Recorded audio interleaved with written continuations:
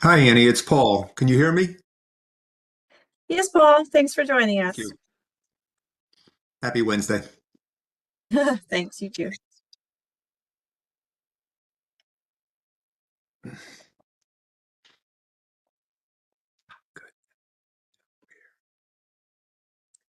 Hi, Senator Settle. I see you now. I feel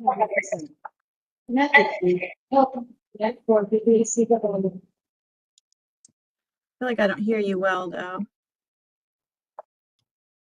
Annie, just a quick voice check. Can you hear me okay? Now I can. Perfect. Oh, very good. Good to see you. Good to see you. Hi, President Cox. I see you as well. Good to see you. Good to be here.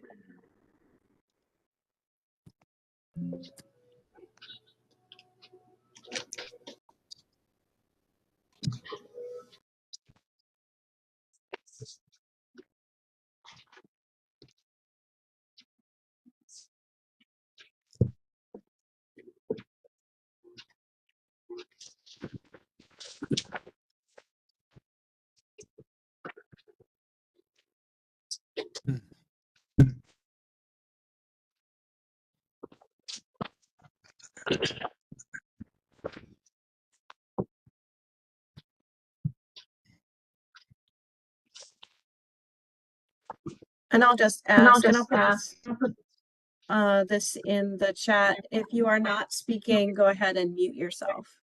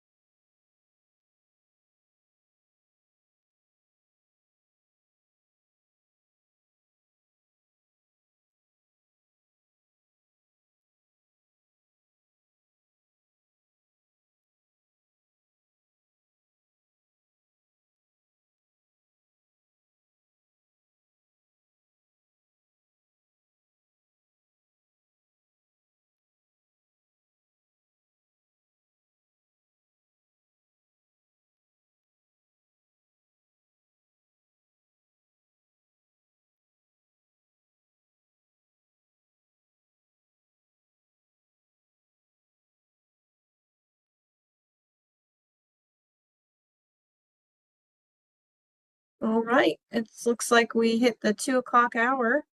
We can wait one more minute just to make sure folks are all joined and nobody has any other technical difficulties.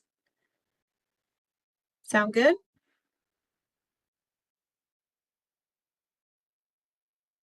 Yes.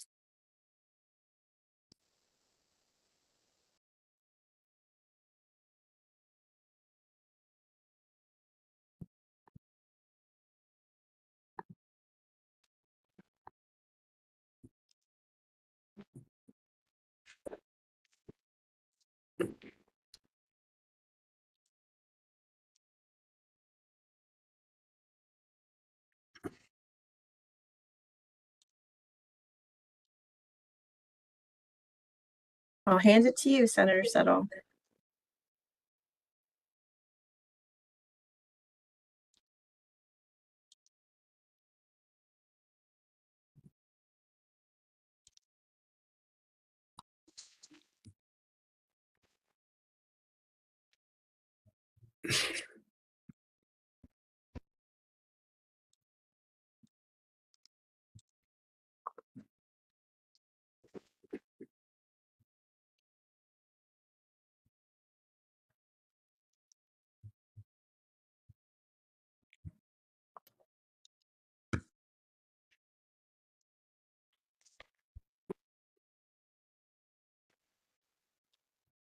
Okay, I think we can get this meeting started.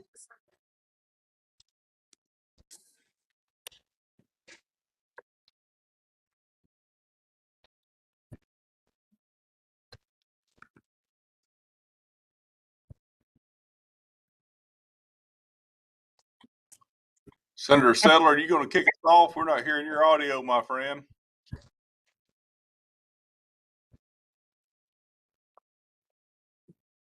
Uh-oh. I feel like we heard him pretty well just a second ago. Yeah, it doesn't look like he's muted there, so I'm not sure. Right.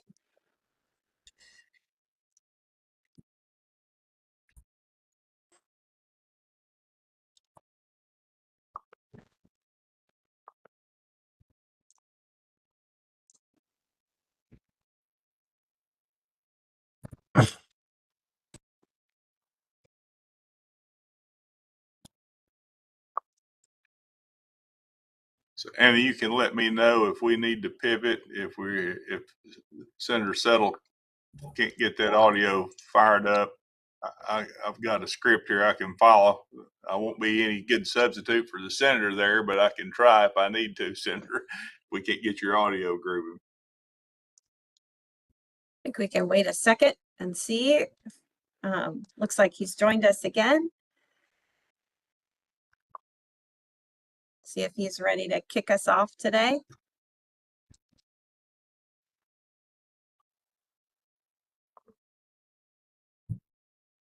See if we can hear him. So Senator Settle, can we see if we can hear you?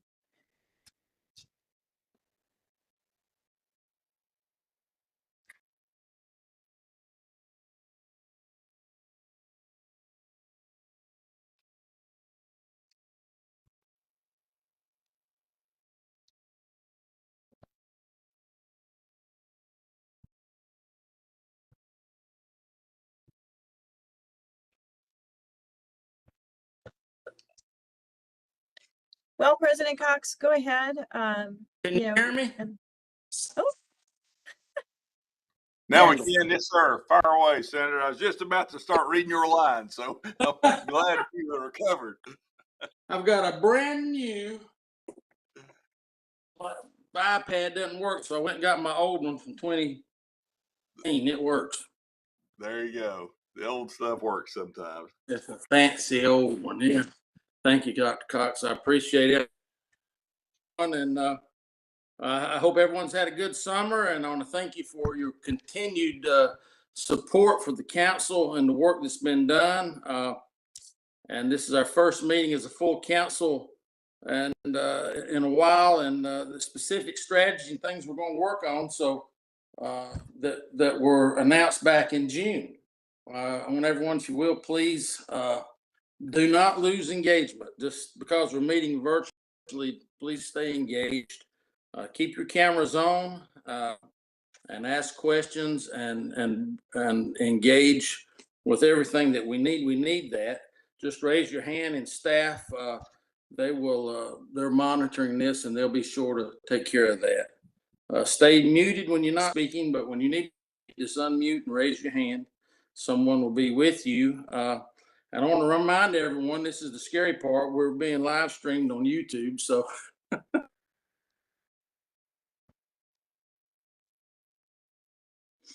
and got one iPad that doesn't work, and I've got another one. And before we get going, get started, I want to thank Dr. Cox for his years of service to our state. I understand we're going to have a retirement coming up very soon. Probably playing a lot of golf, and I go a long way back with Jeff. He was community college president for Wilkes and was a superintendent in Allegheny County. And I remember those days well, and has served us honorably.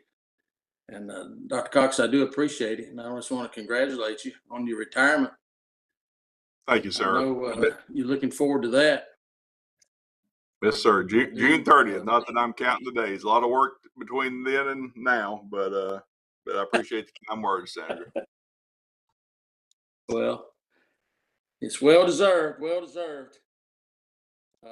Anyway, we're going to get started here with our roll call. I don't know how many people we have got online, but I want to start, of course, with Dr. Cox, and if you will, just Yes, sir. Present. be okay. Secretary Lee Lilly. Present, sir. Thank you. Andrea Allard. Present, sir. Thank you. Jennifer Allen. Hey, this is Lauren Woodruff from Bank of America. I'm sitting in for Jennifer today. Thank you. Good. I'm glad to have you. Representative Alston.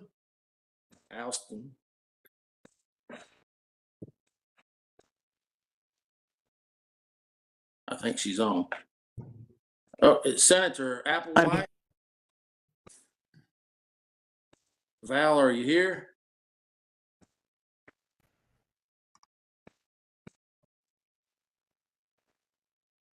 I don't know. I saw her yesterday. She may log on here. Mark Bolton.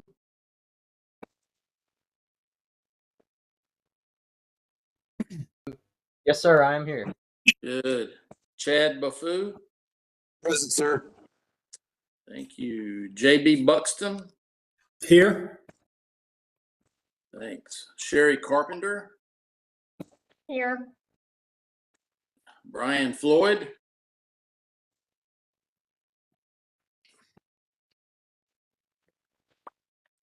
Okay, move on. Cecilia Holden. Jessica Swinski here for Cecilia Holden today. Thank you. Steve Mange. I am here, and I apologize, my webcam is not working today, but I am listening intently. Well, that's as long as you can listen, that's the best part. At least it's working. Mine's not working over here. All right. Thanks, Steve. Edsel McDonald. I'm here. Edsel. Trey Michael. Here, Senator. Dickinson. I'm here. Dr. Travis Reeves. Here.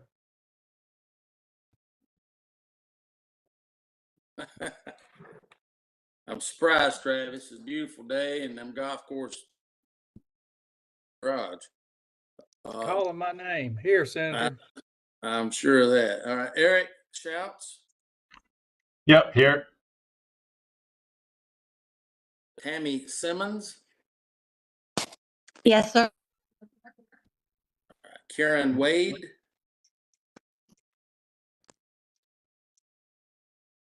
Karen Wade.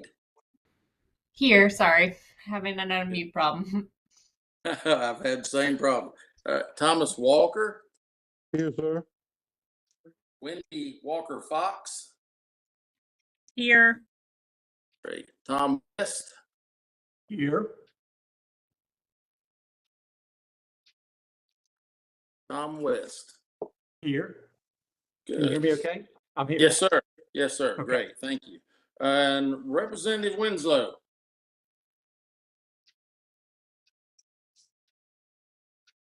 Representative Winslow. All right. Good deal. Well, we've got absolutely got a quorum, a good number here. I want to thank everyone for joining and being present today.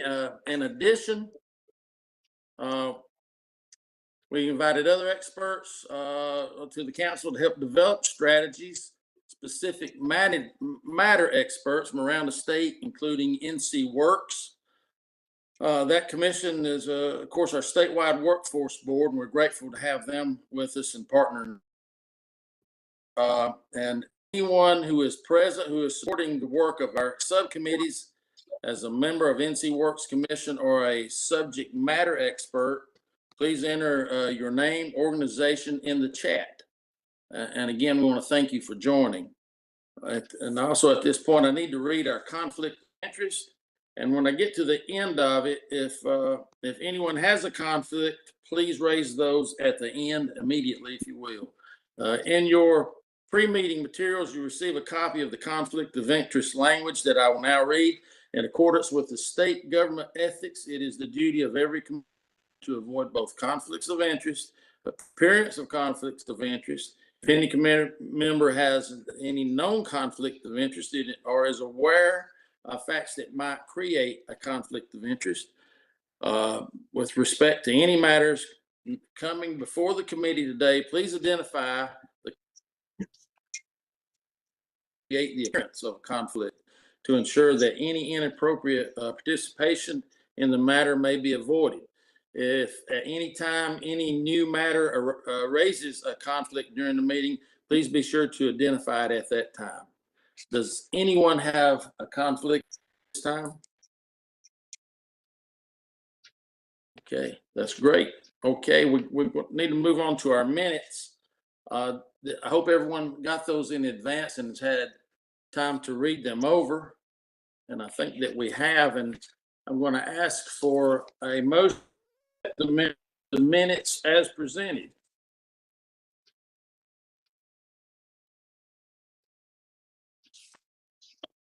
This is Thomas Walker, so moved.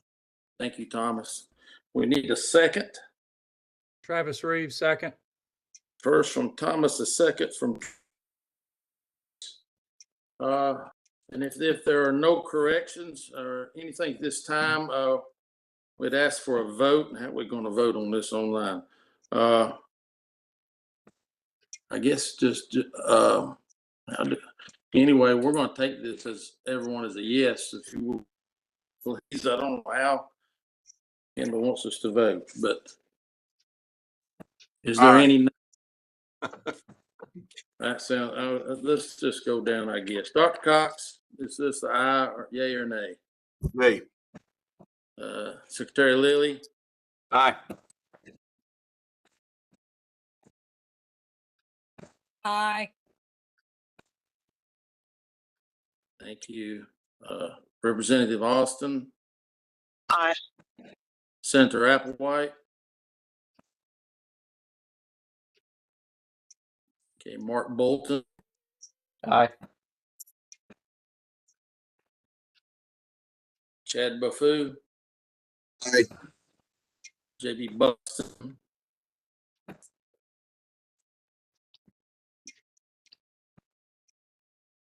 Well, we can ask everyone at one time. Sherry Carr.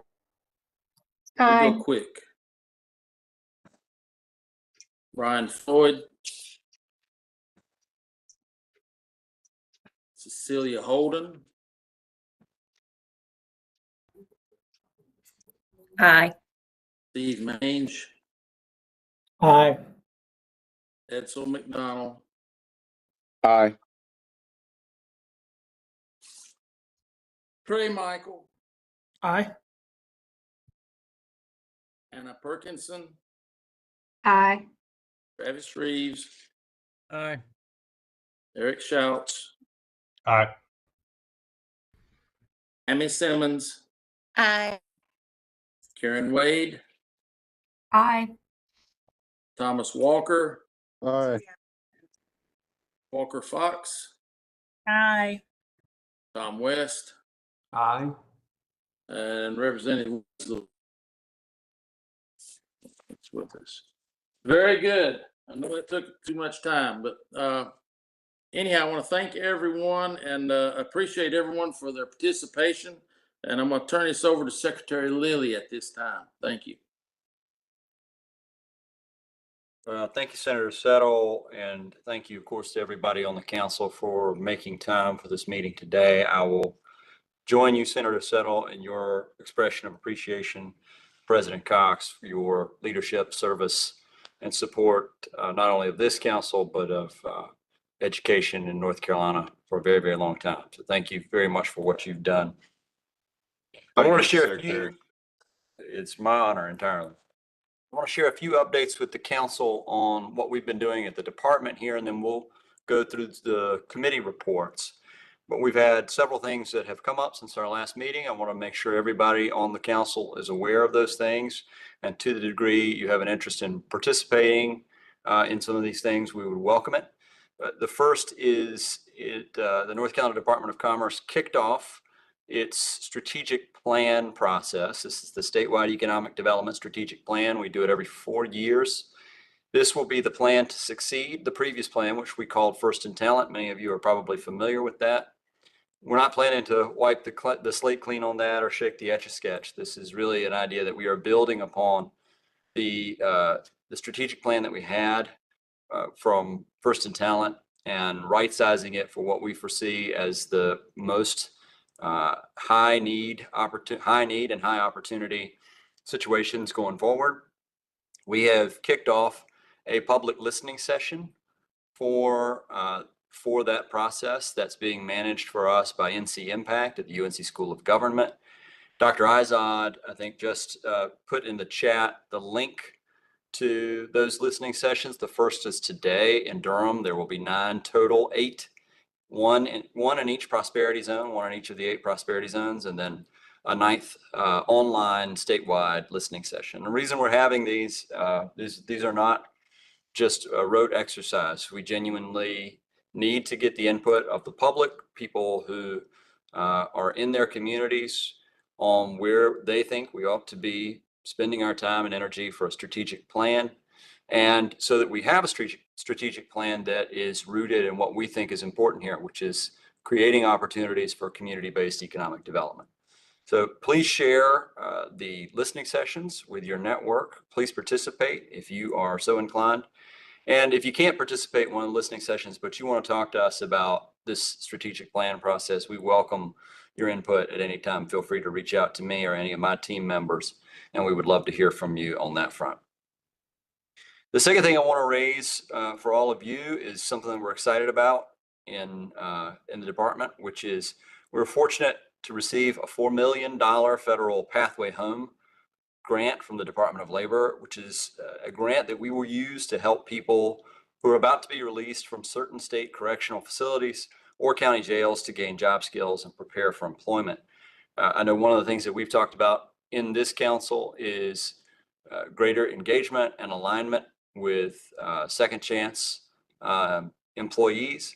And so we're going to use this grant for some of the work we're already doing to help those eligible incarcerated individuals receive workforce services through the NC Work system, both prior to and after their release. It's not a huge grant, but a good grant, $4 million. So we will use it. DWS will direct the project, partnering with 3 local workforce development boards, Charlotte Works, Foothills, and Western Piedmont. And our partners in this are certainly the North Carolina Department of Adult Correction, who are helping us to do that work. So just a couple of quick announcements there. And at this time, we will go through the timeline and hear from the subcommittees. Next slide, please.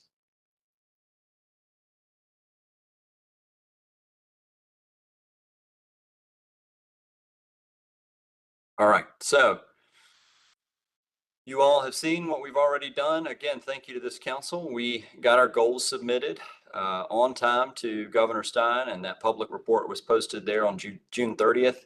And since that time, subcommittees have been meeting virtually, and we appreciate that work as well. Today's meeting will set us up to understand what the subcommittees have done thus far and put us in a position that between now and our next meeting, we will have draft strategies ready for us to discuss and ultimately approve.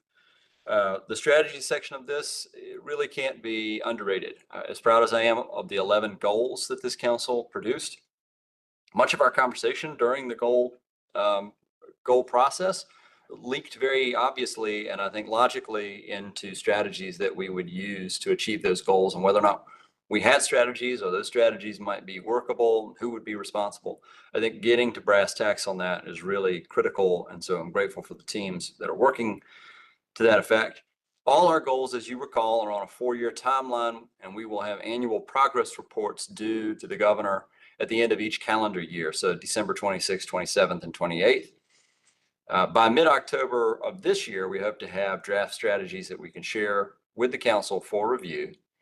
And next, I would like to highlight the fantastic membership that we have on each of the committees and thank each of them for their engagement. As the council moves towards phase 2 and strategy development, all council members and related subject matter experts have been assigned to one of the 4 subcommittees. And I know that recently NC Works Commission members have joined with council members and the subject matter experts to work on strategy development. So we can see here the subcommittee membership for the education and credential attainment goals 1, 2, and 3. And you'll see the group there. Thanks all for the support, especially our NC Works Commission members, subject matter experts, and staff. We've got a great group of experts represented there. The second group, subcommittee,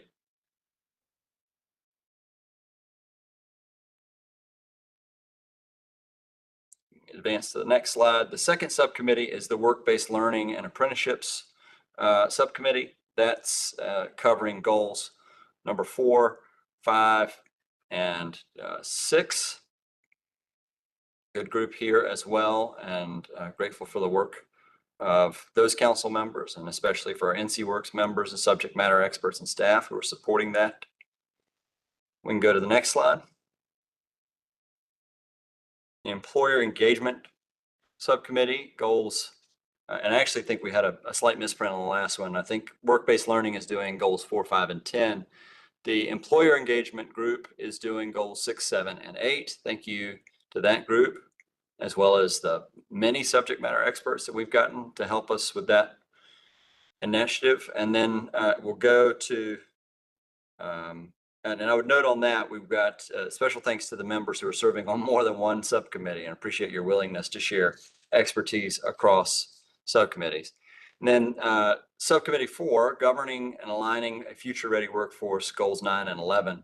And thanks to all those subject matter experts again. Before we hear updates from the subcommittee representatives, I want to share a quick reminder on where we are and headed the goal and strategy example. So it's a great example of the type of evidence-based strategies we want to develop for each goal. So if you see the next slide. All right, so this comes directly from our friends at My Future NC. The goal, as you see there, one that we will be using ourselves, and then the strategy, support local school districts, colleges, and universities to increase FAFSA completion, and the focus states there. So as we move through this strategy work, and I know you all are familiar with this, it's just a reminder for all on the call, the difference between what we're trying to set in terms of goals, which have been submitted, and the strategies, usually multiple, that are time limited and measurable, along with everything else that we are doing here. So just a reminder on our difference between what we're seeking in goals and strategies. So without further ado, let's hear from the subcommittees. We'll start with our spokesperson today for Education and Credential Attainment Committee. That's Tom West. Tom, you're up. Thank you, Secretary Lilly. And the focus, I'll just go over quickly, the focus of this committee's work is goals 1, 2, and 3. Goal 1, education and credential attainment. Goal 2, workforce readiness. And goal 3, lifelong learning. With regard to the education and credential attainment, I'll just go through quickly a couple of things we talked about there. One is to increase post-secondary degrees, certificates, licenses, and a focus that we want to talk about is increasing these kinds of attainment by people who often do not see themselves with this type of future. With regard to workforce readiness, we want to align education with the needs of employers, but we also want to align the kinds of employers North Carolina wants to attract with the education that we want our citizens and people to have. Lifelong learning, we want to promote ongoing training and professional development. So we've met twice, July 16th and August the 4th. We'll meet again on September the 8th. And after kind of a get to know you meeting where we had some broad discussions, on August the 4th, we got down to talking about goal 1 primarily and the strategies that we want to discuss to achieve goal 1. 4 key strategies that we discussed. One was data systems. And by that, we mean interoperability. We want people to be able to track their attainment. We want them to be able to transfer credits. We want that for not only our students, but we want that for the market that they want to enter. It's important for the student, but it's also important for the employers. Funding, we want to talk about strategies of student aid. And we did a lot of talking about the strategy of financial support for testing and licensure. Healthcare, we talked a lot about strategies with increasing healthcare workforce, and specifically strategies focused on financial support for students seeking a CNA, licensed professional nurse, and other critical roles. We also talked about strategies around assisting people with a little knowledge of how to access education opportunity. And for that, we talked about guidance, how to increase individual guidance, how to increase completion support, but also how to somewhat computerize that type of support and guidance. And then we also talked, a fifth strategy was work and learn models, specifically apprenticeships, one-stop service centers, and credit for prior learning. A couple of policies that we talked about that would be important in achieving those strategies would be to align with the recently enacted Workforce Pell, and also to fund the costs necessary for obtaining credentials and licenses. We want to even discuss the policy of funding the cost of retaking tests. We hear a lot about people saying that they get to the end of their educational path and they've run out of money. So they don't have the money to take the test or to take the courses to prepare for the test. The Cliff Notes courses that often come right before you take those types of tests. Goal 2, we talked about, we were able to get to a discussion of one strategy in our last meeting, and that is that we want every graduate to have completed courses leading to a transferable credit or a credential. So that's dual enrollment, CTE, AP/IB courses, and of course, again, work-based learning. A strategy that we talked about with regard to goal 3 was that at least that every student would be able to access at least one post-secondary pathway, whether that be the workforce, the military, community college, or a four-year college or university. And we specifically discussed DPI's, what they were getting ready to release, but DPI and the State Board of Education's strategic plan for accomplishing goals 2 and 3. So we'll focus a lot more on goal 2 and 3 in our next meeting. Opportunities and challenges that we talked about to accomplishing goals 2 and 3. Digital learner records, that's a digital transcript to be specific. Licensure reciprocity, I know we talk a lot about that down at the General Assembly, but it is a real barrier to people moving to our state. The cost barriers to entry into the workforce.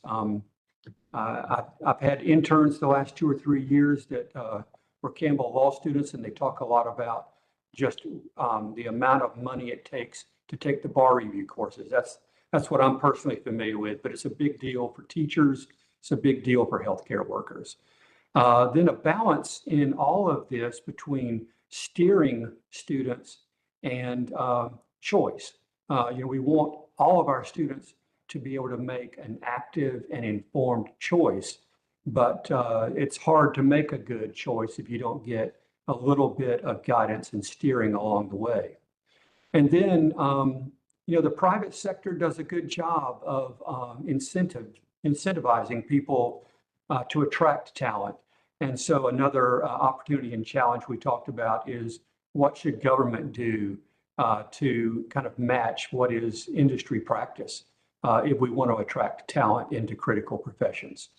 Our next steps will be to do a follow-up survey, identify top strategies for each of these 3 goals. And I think we've done that pretty well on goal 1, but we've got some work to do on goal 2 and 3.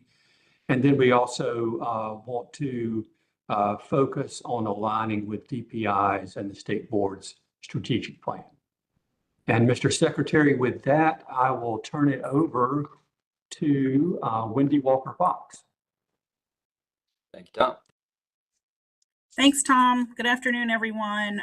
To provide an update from the Work-Based Learning and Apprenticeship Subcommittee, just to recap, we are focusing on goals 4, 5, and 10.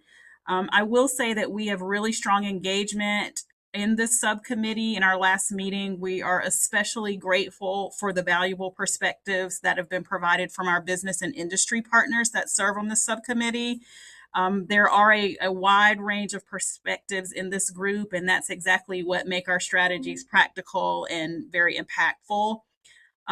We started out by holding a very detailed discussion about surveys that had been distributed to gather feedback on barriers. And we looked specifically at barriers related to apprenticeships, work-based learning, and then also state government hiring. We identified specific challenges for two groups, employers and also learners. And from a lack of awareness to administrative complexity, resource constraints, and then also policy uncertainties. Some of the key barrier themes that were noted for employers in particular, there's limited program awareness, the administrative complexity, and then this notion of talent at the speed of business. There's a bit of a mismatch there and a lack of incentives. Specifically for learners, those barriers noted were transportation and cost barriers, stigma around non-degree paths, restrictive eligibility, and insufficient career exploration opportunities. We also talked about, as a subcommittee, some strategy concepts, particularly around doubling registered apprenticeships. We want to dive a little deeper into targeted marketing and awareness campaigns. We want to also look at expanding inclusive and cohort-based models, replicate some of the things that are happening with seed and bio work, and then securing state-level incentive funding, so tax credits, grants, and subsidies. Other strategies around increasing work-based learning participation. We looked at streamlining workforce system processes and agreements, promoting pre-apprenticeship and trainee models to ease entry into those programs, and then aligning county-level workforce ecosystems and clarifying the value proposition for employers. So as we move through our work as a subcommittee, we want to continue to focus on prioritizing the strategies for each of the goals, and then considering how they align with existing policy and available resources. We'll also work on refining these ideas via survey feedback and email collaboration in the next coming weeks. In our September 17th meeting, we want to take a deep dive into state government hiring strategies and really ensuring alignment with group priorities and maximizing impact. And then one of our overarching goals is to have a fully formed strategic plan by mid-October to present to the governors, the full council. And of course, I want to thank all of our committee members for just their candor and transparency and the creativity that they're willing to bring to tackle the challenges that have been presented to the group. The input that everyone is sharing is certainly shaping the actionable strategies that can remove barriers and expand opportunities and ultimately strengthen North Carolina's workforce pipeline. So with that, I will turn it over to Dr. Reeves, who will give an update from the Employer Engagement Subcommittee. Thank you, Wendy. So subgroup number 3, Employer Engagement Subcommittee. We have met 3 times, and I want to thank all the subcommittee members that are in our group. We've had excellent engagement and excellent attendance, and I especially want to thank Annie Izod for her organization and keeping us on track. Subcommittee number 3, we are focused on goals 6, 7, and 8, which are employer focused. And as a repeat, goal number 6, we have the lofty goal of engaging 50,000 employers to partner with the Governor's Council on achieving its goals, and that's 50,000 additional apprenticeships. Goal 7, establish and expand coordinated partnerships between education and workforce agencies and employers to increase alignment of our resources to better address our current and projected employer needs. And we know that's a lofty goal. And goal number 8 was to create a statewide sector-based workforce development strategies for 3 key industries, including but not limited to advanced manufacturing, education, and healthcare. And as I said, we have met 3 times and spent quite a bit of time developing strategies. So as a highlight on goal number 6, we've discussed really how to best engage with employers and then track our engagement. 50,000 is a large number. How do we overcome barriers? That's a common theme I'm hearing from other subcommittee reports. What do we do to recruit these businesses? And how do we make this easy for businesses? I think that's been a constant discussion point under goal number 6. Under goal number 7, we've discussed how to track and expand coordinated partnerships with local K-12 education agencies and employer partners. For example, we know that each LEA has a business advisory council. How can we engage those already existing business advisory councils? How can we coordinate those to possible community colleges and to our local businesses, really leveraging the expertise of that local council to then help coordinate and expand those partnerships? Under goal number 8, we discussed highlights of the healthcare sector partnership from the Center of Workforce and Health in the North Carolina Chamber and discussed best practices to address barriers for employers and participants in sector partnerships. And I think 2 key takeaways is, 1, how do we incentivize employers to get involved? And 2, how do we provide technical assistance for those employers? Maybe it's a first-time employer taking this on. Do we provide mentors, business mentors? And then do we provide training for those businesses to then mentor students or apprentices? So again, 2 key takeaways as we think about the expansion of goals 6, 7, and 8. The next several subcommittee meetings will focus on drafting evidence-based strategies based on our discussions and the experts in our subcommittee. And we will make sure that we have measurable outcomes and goals as we get closer to the deadline. Again, I want to thank our subcommittee members and appreciate all their hard work. And I think for this entire Workforce Council, we know that human nature often is the path of least resistance, and we're trying to really tackle a huge issue in the state of North Carolina, and we have the task to make this simple and easy for all when it's really not simple and easy. So again, thank you all, and at this time, I'll turn it over to Karen Wade. Great, thank you so much. So I'm going to report out for Subcommittee 4. Subcommittee 4 is, we have 2 goals that we're working on. Goal number 9 is integrate AI skills development into sector strategies and work-based learning in key industries to build a future-ready workforce. And then goal 11 is to launch a coordinated statewide public outreach campaign. And so we're really, a big thank you to Group 4 and all the experts that we have that have come together. We have a lot of expertise in the technical space and in the communication space, and we're really appreciative for everybody coming together for our last 2 meetings. And a huge thank you to Christy Van Auken and Caroline Sullivan for their leadership in pulling us together. So for our 2 goals, we have been meaning to really brainstorm the scope of each of these initiatives and come up with ideas that we will then be narrowing down to our concrete strategies.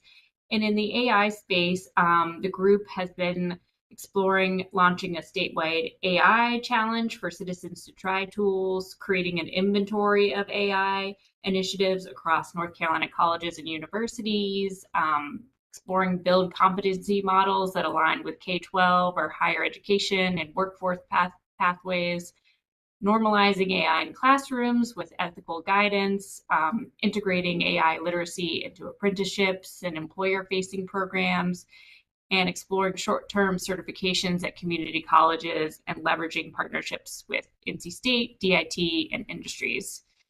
And then on goal 11, our group has been exploring, and so as a reminder, this is to launch a coordinated statewide public outreach campaign to increase participation, in workforce development programs.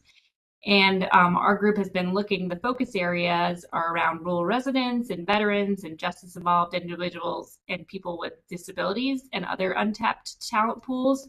So we've been, brainstorming at our focus areas and which groups to look at, as well as framing around the NC Works Career Centers and nccareers.org as a statewide workforce hubs, professional development for NC Works staff on apprenticeships and other workforce support programs, build on the 2020 NC Works Work on What's Next employer campaign, promote tools to rural communities and job seekers, develop consistent messaging to reflect North Carolina's workforce ecosystem and strengthen goals.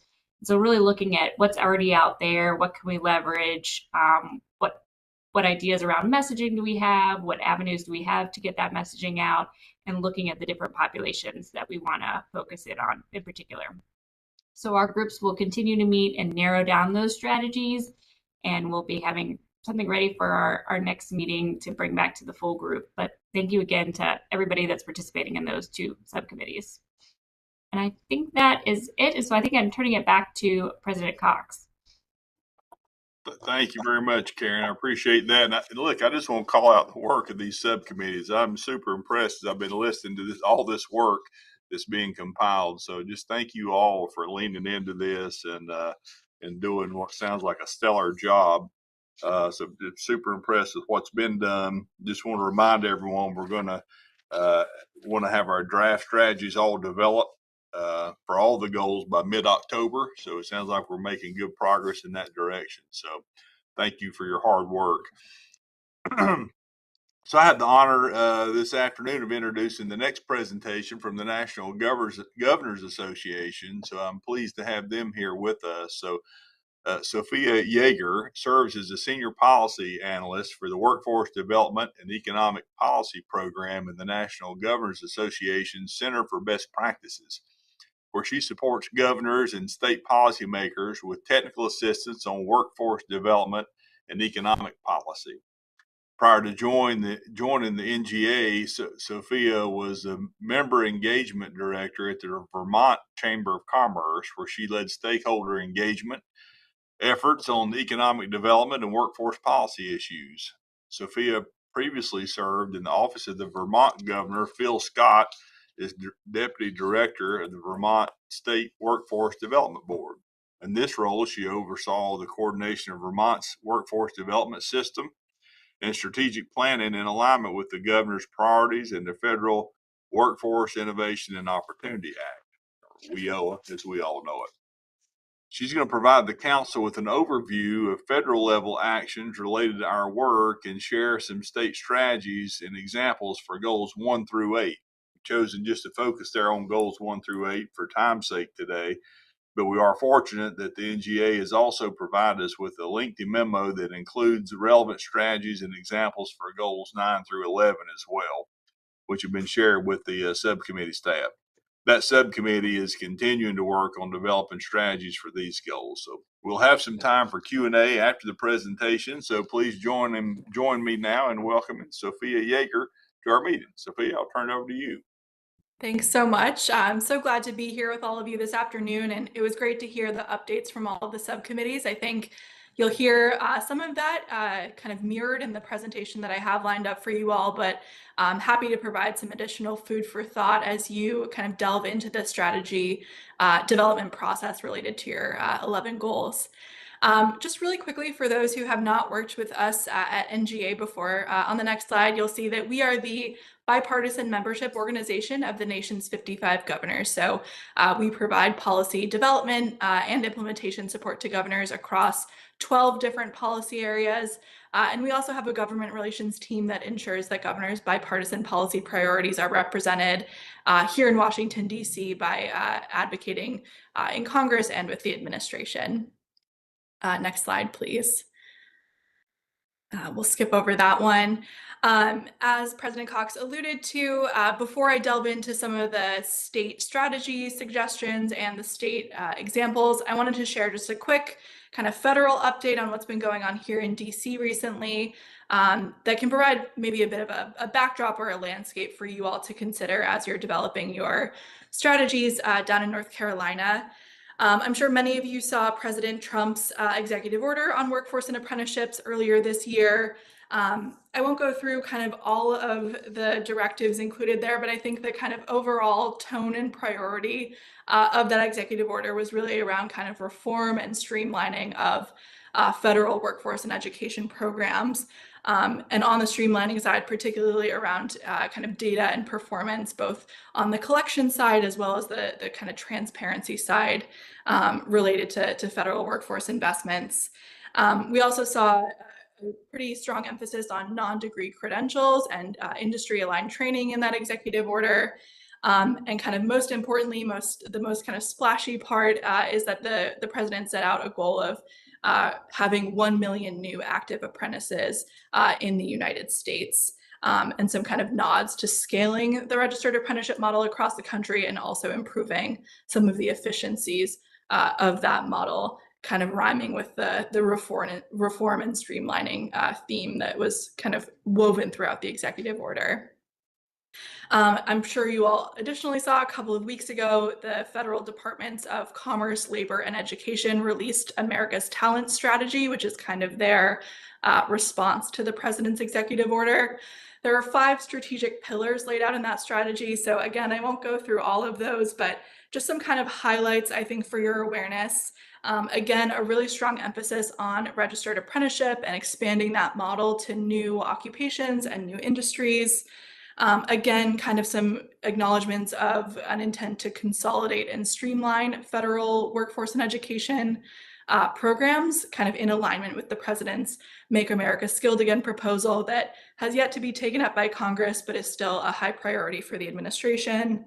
Again, acknowledgement of an additional need for accountability when it comes to performance. So potentially setting some new performance metrics for various federal workforce and education programs. And again, some increased transparency around the outcomes for those programs. And then finally, an emphasis on flexibility and innovation when it comes to federal workforce and education programs, really leaning into these departments' authorities around waivers, for example, to allow states to really innovate and lean into some of the priorities that the departments and the president have laid out. We've already seen some of that come down through U.S. Department of Labor, for example, and some guidance around states taking advantage of flexibilities in WIOA. Additionally, we have seen some federal action around AI, the president's AI action plan, as well as this AI youth education executive order that he released a few months ago. The kind of big takeaway here is just that the federal government is really going to be looking at any and all opportunities to kind of embed AI as a core objective of federal workforce and education programming. We've seen just yesterday, the U.S. Department of Labor released some guidance around opportunities to improve or increase AI skill development through WIOA. So I expect that we'll see more of that coming down from U.S. Department of Labor, Commerce, and Education. The AI Action Plan also puts quite a bit of emphasis on opportunities to reskill workers whose jobs have been displaced or changed by AI. So again, a clear priority of the administration there, which I know is shared by many states as well. And then finally, we also see some emphasis on, again, registered apprenticeship and the opportunities to use that model to encourage AI skill development and new AI-related occupations. And then also some acknowledgement that labor and commerce will be encouraged to use WIOA as well as their Economic Development Administration funding to support pilot programs across the country related to AI skill development. And then last but not least, I think we've already heard this acknowledged today, but Workforce Pell, also known as short-term Pell, the kind of one one of a few splashy new workforce programs that came out of the One Big Beautiful Bill Act. Again, Workforce Pell extends Pell Grant eligibility to shorter term workforce training programs between 8 and 15 weeks. I think much remains to be seen in terms of the guidance that will come down for states when it comes to Workforce Pell, but we do know that the implementation timeline here is pretty short, with the program set to come online July 1 of next year. So more to come from the feds, but the statute does kind of charge governors and state workforce boards with defining the eligibility criteria for these programs in states. So definitely something that you all should keep your eyes on as you're thinking through your strategies for the goals.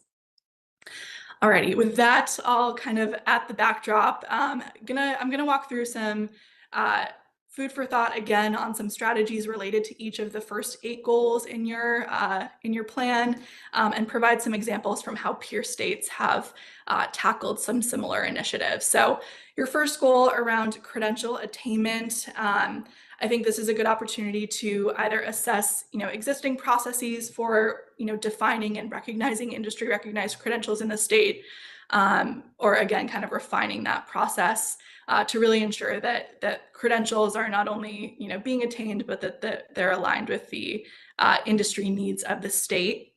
Also an opportunity to strengthen your data collection and reporting processes, particularly around on the kind of consumer side for workers and learners, showing them what the ROI or the kind of benefits of those credentials are in terms of career progression, wage progression, and also for employers, just kind of understanding the value of certain credentials in alignment with their occupational needs. We've also seen some states kind of, in addition to maintaining a list of industry recognized credentials, also maintaining a list of in-demand occupations that they've developed in partnership with their labor market information offices and employers that kind of sits alongside the list of industry recognized credentials as the kind of guiding framework for state investments. This is also an opportunity to consider, what investments the state could make to really supercharge your efforts toward your credential attainment goal. I think I've heard some ideas already in terms of providing funding for not only training, but also licensure exams and other ways that funding specifically could be leveraged to help increase credential attainment across the state. And then finally, opportunities to align your WIOA eligible training provider list criteria with whatever kind of credential quality standards the state has set to really ensure that those federal dollars are working in alignment with the state's priorities for credential attainment. Next slide, please. So I wanted to share this example from Colorado. A couple years ago, their state workforce board, in collaboration with a few other state agencies, developed a non-degree credentials framework. You can see the kind of 4 criteria that make up that framework. But the kind of important note I want to make here is that this is really a cross-functional framework that they've developed. So they not only use it to evaluate credentials for their eligible training provider list under WIOA, but they also use it as a framework for other state-based credential programs. For example, their Career Development Incentive Program, which provides funding to school districts to increase credential attainment. So cross-functional and also kind of created by and bought into by multiple state agencies. Next slide, please. And then Career Connect is a program in Connecticut championed by Governor Lamont. It was originally funded by $70 million in ARPA funds as kind of a post-COVID recovery program, but it's since been sustained through the use of state bond dollars. And really the core goal of the Career Connect program is to increase short-term training that leads to industry recognized credentials. So the $70 million provided grants to local workforce boards and other training providers to not only cover the cost of training, but also provide wraparound supports so that folks can earn these credentials and get back into the workforce. But they've also stood up a portal that serves as kind of the singular front door for folks who want to not only take advantage of the Career Connect program, but other workforce services available through the state. And importantly, that portal is kind of linked on the back end to the state's WIOA case management system so that there's kind of a universal and transparent look into the outcomes of folks who are participating in Career Connect as well as WIOA services. Next slide. Alrighty, the next goal around credit and credential attainment for high school students, some additional kind of strategies to consider beyond what we've already heard today. Obviously, you know, aligning this goal with the Perkins CTE metrics, Perkins, the federal CTE funding source, they do track metrics, including post-secondary credential attainment, credit attainment, as well as work-based learning participation. So opportunities to align those metrics with whatever goals you all have set out for high school students to obtain credit and credentials. Also an opportunity to explore funding mechanisms to help school districts to reduce the risk for school districts to increase credential attainment for their students, as well as for post-secondary institutions to expand dual enrollment, whether that's, you know, covering the cost of tuition or, you know, providing funds to help with the administration of that on the secondary side or post-secondary side. There are kind of a myriad of ways that funding can help support these efforts. There's also an opportunity to provide incentives to school districts who do meet any credential attainment targets that you have set for high school students. And then importantly, you know, looking at opportunities to increase access for traditionally underserved students, whether those are, you know, students in rural communities or students from low income backgrounds or what have you, considering if there's additional, whether it's financial or other wraparound supports that can help them also take advantage of these credit and credential pathways. Next slide. So one example from Maryland, their state a few years ago went through a big education system reform known as the Blueprint for Maryland's Future. There are 5 pillars that make up that blueprint, but the third pillar is related to college and career readiness. So the blueprint sets a new college and career readiness standard with the intent that all students will meet that standard by the end of 10th grade. Once they meet that standard, they will have 3 pathways available to them for their final 2 years of high school that are intended to prepare them for post-secondary education or employment pathways. So those 3 pathways are AP or IB programming, early college and dual enrollment, and CTE programs. So you can see this example pulled from their blueprint where they give an example of a high school student who meets the college and career readiness standard by the end of 10th grade, and then they're able to pursue a CTE pathway in carpentry that includes CTE coursework as well as an apprenticeship that will ideally set them up for that pathway post-high school. The Maryland Blueprint also sets a goal of having 45% of high school graduates by the year 2030 completing an apprenticeship or earning an industry recognized credential. Next slide. And then just kind of along the lines of presenting students with all of the pathways available to them after high school, not just college. A couple weeks ago, Montana Governor Greg Gianforte rolled out his 406 jobs plan. 406 is the state's area code, but it also stands for 4 pathways to employment, 0 barriers to work in 6 high demand sectors. And you can see the 4 pathways that they're focused on are career, college, military, and entrepreneurship. The State Workforce Board is charged with putting together a strategic plan to achieve this vision. So more to come from Montana, but just kind of an interesting approach to the way that they're framing that vision. Next slide, please. Alrighty, and then your third goal around ensuring that every high school student has a pathway to post-secondary education, employment, or military service. Some strategies to consider here. You know, what career counseling and navigation supports the state could, you know, establish or expand to help students, you know, not only become aware of what their options are, but also really take steps toward whatever their chosen pathway is. You could also consider implementing a career planning requirement for high school students, as we've seen many states do, which again, you know, links back to whatever college and career readiness standard either exists or could be strengthened in North Carolina. We've also seen some states provide financial incentives or other kind of guarantees to high school students to ensure that they do end up in one of those pathways post-high school. So I'll share an example of that in just a moment.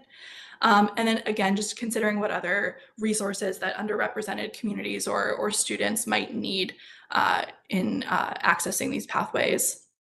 And then finally, whatever metrics or data collection the state could put in place to ensure that, folks are accountable to ensuring that those students are in those pathways within 12 months as your goal states.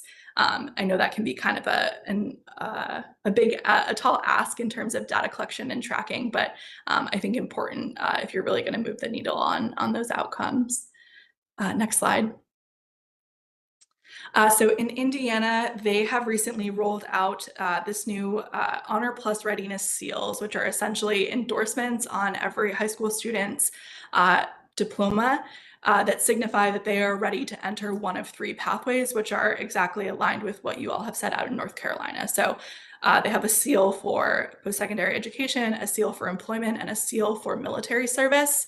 And essentially, every student that graduates, their seal kind of signifies that they are ready for the pathway, but they also come with a set of guarantees for that student that the kind of state is making, a promise that the state is making to that student. So for example, with the enrollment pathway, as long as a student has that seal on their diploma, if they apply to one of the state's 7 public colleges and universities, they are guaranteed acceptance into one of those institutions. For the employment seal, as long as they have that seal, they are guaranteed some guaranteed interviews, as well as guaranteed entry into at least one apprenticeship program, and the state is working to get more of those apprenticeship programs under this umbrella as well. And then for the military seal, if the student earns that seal, they are kind of then guaranteed the host of employment and education benefits that come along with military service. Next slide, please.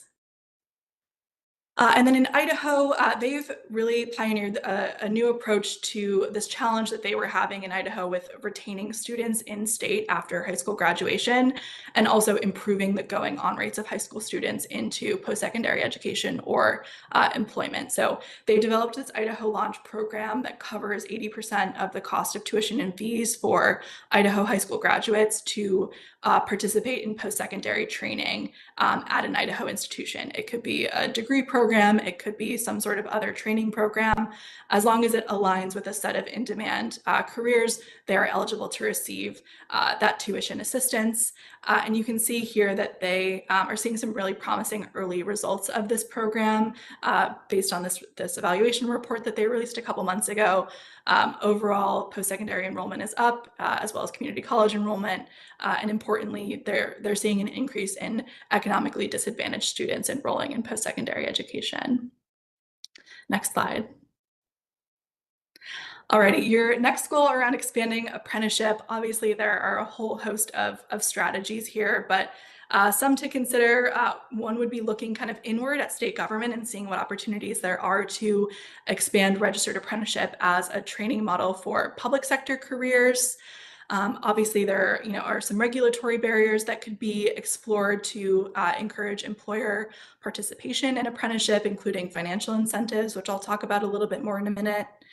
Also looking at, whether there are intermediaries that could be funded to kind of act as the go-between between employers, training providers, and prospective apprentices.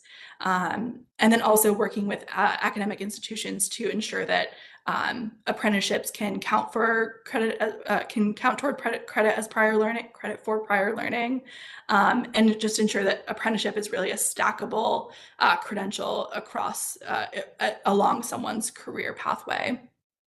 And then also expanding the kind of apprenticeship pipeline by investing in youth apprenticeship and pre-apprenticeship, as well as ensuring that there are linkages between CTE programs and apprenticeships. And I know North Carolina is participating in our NGA Youth Apprenticeship Policy Academy, so already some work going on in that way, which we're happy to support. Next slide. So Arizona has a very similar goal to you all. Their Build It AZ Apprenticeship Initiative. The goal there is to double the number of construction and trades apprentices in the state within a 3-year period. And you can see that they've invested about $3.5 million in federal WIOA and ARPA funds to help the state meet that goal. So those funds cover things like capacity building, recruitment and retention of apprentices, and then wraparound supports and pre-apprenticeships as well. Next slide. And then on the financial incentive front, some kind of examples and lessons learned from your friends in Alabama. For several years, they had a kind of traditional tax incentive for employers who hire apprentices. So you can see that they could claim up to a certain, or they could earn a certain up to a certain threshold in tax credits per number of apprentices that they employed. They did sunset this tax credit in 2024. I think just candidly, they weren't seeing the uptake that they had hoped of this financial incentive for employers. And so they've instead pivoted to really focusing on what they call their apprenticeship expansion incentive, which is more of a wage subsidy incentive. So they have these on-the-job learning contracts with employers where employers can get a 50% wage reimbursement for apprentices who work up to 480 hours on the job. And then they've also provided these in-house related technical instruction grants where employers can get up to $10,000 to bring the related instruction component of an apprenticeship in-house. And that $10,000 could cover materials or instructor certification to allow, again, that employer to do that training in-house. Next slide. Alrighty, your goal around increasing work-based learning, I know there's lots of sub-goals here, so this definitely does not necessarily cover all of the goals that you have, but just some strategies to consider. Again, looking at work-based learning data requirements to ensure that you all are able to accurately track the work-based learning that is happening around the state, and also make it easier for employers and school districts to report that work-based learning activity into some sort of easily accessible platform. Again, opportunities to engage the K-12 system to increase work-based learning opportunities through frameworks, financial incentives, other technical assistance, and again, including work-based learning in career readiness standards if that's something that the state wants to pursue. Again, allowing students to earn credit for their work-based learning either at the secondary level or post-secondary level, and then considering what wraparound supports the state might invest in to help students as well as adult learners participate in work-based learning, whether that's transportation or childcare or any of the other kind of wraparound supports that we're all aware of at this point. Next slide, please. So two kind of legislative policies related to work-based learning I wanted to point out. The Nevada credit for work-based learning came out of some legislation a couple years ago that essentially requires state agencies to collaborate to not only develop a work-based learning program for 7th through 12th graders, but also ensure that that program allows students to receive elective course credit for their work-based learning, as well as 12 dual enrollment credits for their work-based learning. And then in Montana this year, they've passed some legislation called the STARS Act that essentially provides financial incentives to school districts to do a couple of things, including increase their post-secondary credit attainment, industry recognized credential attainment, and then also work-based learning. So using a kind of financial carrot there to encourage school districts to provide those work-based learning opportunities. Next slide. I know one of your work-based learning sub-goals is related to people with disabilities, so I wanted to also offer this example from New York, the New York Partnership for Inclusive Internship. This is aligned with Governor Hochul's executive order around making state government a model employer of people with disabilities. They've installed a coordinator in their chief disability office whose sole job is to work with state agencies on either identifying or creating internship opportunities in state government for people with disabilities, and then working with the state's voc rehab agency to place eligible voc rehab clients into those internship opportunities. Next slide, please. Alrighty, engaging employers. Obviously, you all have that big 50,000 goal. So there's, again, a lot of ways that you could go about this, but some options to consider here. This one's based on, kind of a lesson learned that we've heard from many states, and that is developing some sort of unified employer outreach strategy across state agencies. This, not only helps reduce fatigue on the employer side, but also, again, allows you all to be tracking more closely what these engagements are looking like with employers. So you can not only like quantify, but also ensure that they kind of are meeting whatever kind of quality criteria standards that you set for these engagements. I've already heard this, but kind of leveraging the forums where employers are already gathered for the engagement, whether that's a local workforce board, a chamber, a business association.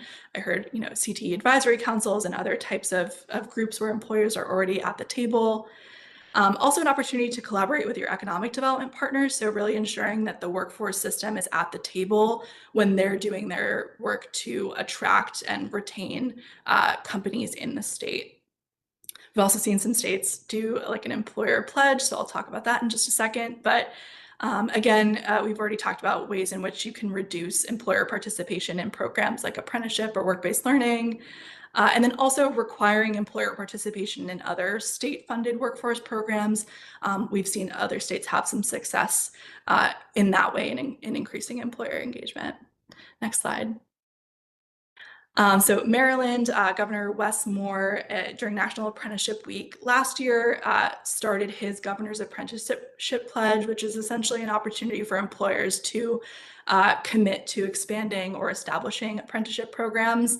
And the state has a goal that by National Apprenticeship Week this year, so within 1 year, they will have recruited 500 new employer partners for apprenticeship programs, as well as 5,000 new apprentices. Next slide. And then in the vein of ensuring that employers are engaged in state-funded workforce programs, the North Dakota Regional Workforce Impact Program is kind of a unique model. They started the program using ARPA funds. It's been so successful that the legislature has funded a second round using state general funds. But essentially, in the first round of the program, they allowed only one application per region of the state. But that application had to be collaborative and it had to have employers as part of the team who was going to implement whatever their grant proposal was. And they also required a 25% match from that region, whether that came from employer funds or other funds. So again, successful program. They've scaled it up using state dollars, and now they're starting to allow more than one application per region, but still with that employer participation required and the 25% match. Next slide, please. I'm going to skip over this one for the sake of time, but just some executive orders out of Indiana that help to align economic and workforce development strategy. Next slide. Alrighty, coming down to I think the last two goals, aligning and coordinating regional partnerships.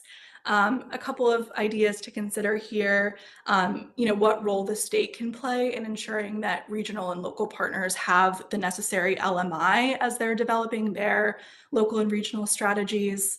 Also, using local workforce boards or other, trusted entities in that region as the coordinating entity for these local efforts. And then also, what support the state can provide in helping regions or localities do, some sort of asset mapping about what their assets and gaps are, especially related to industry aligned training. And then again, helping them to ensure that their local career pathways, training programs, and other curricula are responsive to the kind of unique industry makeup of their region. And then also importantly, providing an opportunity for regions to share their successes and challenges among each other so that best practices can be replicated across the state, and also regions who might be struggling are not kind of left to their own devices. Next slide. One way that we've seen states kind of take this regional support approach is with career pathways in Wisconsin. They've piloted this regional career pathways originally in 4 regions of the state using philanthropic dollars. Again, it's become so successful that they've started using their state Perkins dollars to expand that to 7 regions. Essentially, they establish regional collaboratives across the state that are made up of employers, educators, and workforce development partners. They do a pretty rigorous LMI assessment of the key industries in that region, and then they develop career pathways aligned with those industries that they then apply to the state for funding to implement. And then that regional collaborative really acts as the advisory body to the school district as they're implementing that career pathway. Next slide, please. Alrighty, last but not least, your goal around statewide sector strategies. Here, looking at ways that funding can be blended or braided to support sector partnerships. I think we've seen other states really lean into sector partnerships as a promising model that employers are bought into and therefore is worthy of investment. So considering what federal, state, private philanthropic dollars could be brought to bear to support sector partnerships. And then importantly, using those sector partnerships to validate, again, career pathways, training programs, and credentials that are being provided across the state. Again, an opportunity to look at intermediaries here, especially kind of leaning into whatever intermediary makes the most sense for a given industry or a given region of the state, whether that's a workforce board, a community college, an anchor employer, or some other organization. And then again, providing technical assistance to the partners who are implementing these sector partnerships across the state to really ensure that there is that uniform high performance across the state. And then finally, not only ensuring that sector partnerships are integrated across all of your workforce and education plans, but that there is kind of some uniformity to the sectors that are represented in the sector strategies so that the whole state is kind of rowing in the same direction in terms of priority sectors. Next slide. Alrighty, the Kentucky Healthcare Workforce Investment Fund is kind of an innovative funding model for a sector partnership. So the overall goal of the fund is to provide scholarships for training in the healthcare sector. And importantly, every philanthropic dollar or private dollar invested in the fund is matched dollar for dollar by state general funds. So in 2024, the state legislature appropriated $7 million in state funds that can be matched up to $14 million for the fund. Goes down a little bit in 2025, but you kind of get the gist. And you can see that in 2024, they met that match. So the state invested $7 million and they had 13.8 million total investment. And there were 27 different private contributors that provided that half and half match. They were able to award 46 proposals, and you can see that those were pretty well distributed across the state, which ultimately led to 800 scholarships in healthcare. And an important kind of component of this program is that recipients of these scholarships agree to practice in the state for as many years as they receive tuition support, up to 2 years. So essentially all 800 of those folks, if they complete their program, they will be required to stay and work in Kentucky for up to 2 years. So just a kind of interesting model there for the healthcare sector.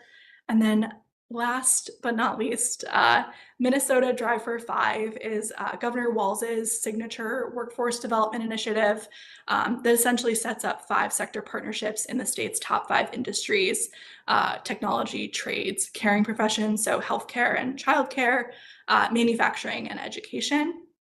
The state legislature invested $20 million to support these sector partnerships across 3 key buckets. So the first are competitive grants to training providers to support training that's aligned with these 5 industries, competitive grants to trade associations and chambers of commerce to do the employer engagement work of bringing employers into the sector partnership to inform the training and the career pathways in these 5 industries. And then finally, funds to deploy local business service representatives in all of the state's local workforce areas. Alrighty, I know that was a lot. I think that's all I have. If we want to open it up for questions. Sophia, thank you for such a wealth of information. So that's a lot for us to take in, and I'm glad we've got all that in writing to look at later. So I would like to open the floor. We've got just a few minutes for questions. So if you've got some questions for Sophia, let's fire away. Just come off mute, please, and ask your question and or drop it over in the chat. We'll read it for you. Anybody have any questions?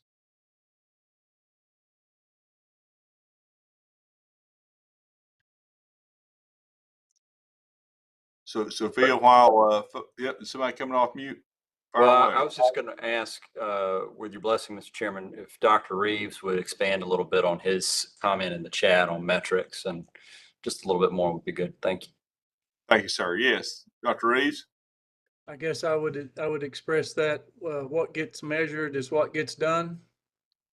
Simple to say. There's accountability measures that we're measuring that are very important, but the measures we're talking about here today are very different than what we're currently measuring in our accountability model. And if we really value the work, then we need to measure the work across the state.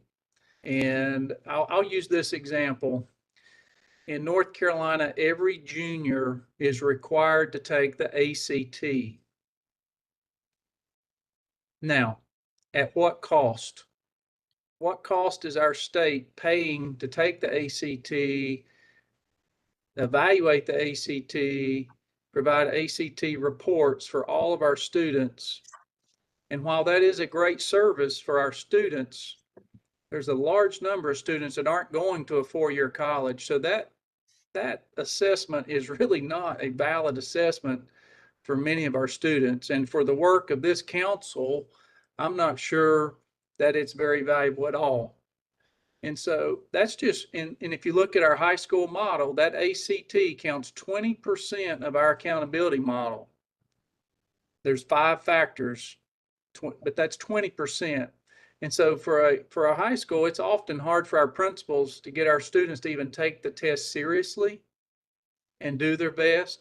That's just an example of where I don't feel like our accountability measure is measuring what really needs to be measured. And so I think that's an area where we can explore. And Dr. Cox, you and I have been beating this drum for a long time. Yeah. But until we change what is measured, what gets done will always be what is measured. I think that's true with business, industry, education, you name it. So I think if we really want to change, if we want to change the language and what we're doing in North Carolina, we need to change what we're measuring. And there's great people on this council, and we can tackle this in silos, but as a state, if we want to change the context, the culture, and the fabric, then we've got to change what's being measured. Yeah, I think that's a great point, Dr. Reeves. I think that this council certainly is in a great position to maybe make some recommendations around that. What are those things that we think are most important for workforce and apprenticeship and just the economic viability of our state and economic mobility of our citizens? So what are those measures that we want to maybe include in some level of accountability? We're going into our state board planning summit in September, and we've been looking at DPI strategic plan, thinking about our own next strategic plan and how do we align those better and around some of these goals that we're talking about here today. So I'm with you in spirit. We have to figure out how to operationalize that and incorporate some of those goals that we know matter. And because what gets measured gets done. I agree with you. Are there other questions from the group? If not, I've got one. Just you gave a couple of specific examples, Sophia, of legislative actions that have happened in other states. I wonder, if you've got any reflections for our state. You've seen kind of what our broad goals are. If you've got any suggestions that we maybe ought to be considering as far as a legislative agenda. Dr. Reeves is talking about maybe changing some of our accountability standards. As part of that would require some legislation. But what other kind of policy or recommendations would you have as far as that we ought to be asking Senator Settle and his colleagues here to consider, if you've got any thoughts? Yeah, great question. And, happy to maybe provide some follow-up information that's specific to some of the legislative changes I pointed out today, and maybe some additional ones as well. But, obviously, like, funding is a big one. So, if the state does want to kind of delve into the realm of state funding. Obviously, you're going to need your legislative partners for that. Yeah, I think there's obviously some of the regulatory stuff if you want to, increase employer engagement in things like apprenticeship and work-based learning. Sometimes that there are some legislative changes that need to happen there. Likewise, on the credential attainment front, I think we've already heard from some folks today about, reducing barriers to licensure and other things like that. And then, yeah, kind of on the coordination piece, whether that's around metrics or, incentivizing, school districts to participate in work-based learning or other, coordination efforts like that, legislation can sometimes be a helpful tool to just kind of clarify what the roles and responsibilities and the expectations are going to be there. Great. Thank you, Sophia. Yeah, maybe time for one more question if anybody has it. We're going to transition over to Secretary Lilly to bring us home. All right, hearing none, Mr. Secretary, we'll turn it over to you to wind us down, good sir.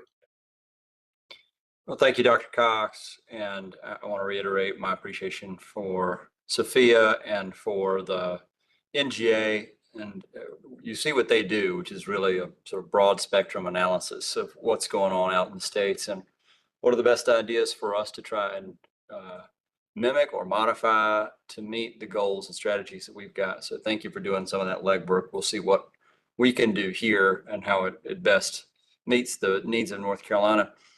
And thanks, of course, Dr. Reeves, for your reminder on that point. And I'm grateful we have representatives on both the regulatory side and also on the General Assembly side. Senator Settle help us think about what's in the realm of possible there. So let's wrap up. Keep everybody on time. We really value that time. Our next meeting will be in person.